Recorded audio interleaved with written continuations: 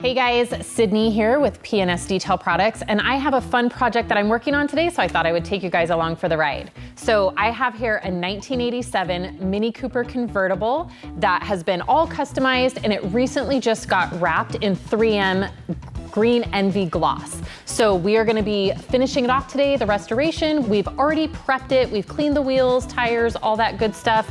We've paint prepped it. And then the focus of this video is actually gonna be putting sole on a wrap. So let's get started. All right, so now that we've prepped the vehicle, now we're ready for sole. So because of the working time of sole, I'm gonna go ahead and knock out this car in two sections. So we're gonna just do driver side, passenger side. Sole in itself is a 1-year coating or a topper. So in today's case, we're using it as a topper, but it's also sole is a very good standalone for wraps in general. So we are using it on top of this just to give back that flexibility that the wrap needs. So again, vinyl wrap, the whole car's coated. We are going to apply sole, and for towels, we're gonna use a 365 and an Eagle for this final wipe. All right, so we are all finished with this little Mini Cooper.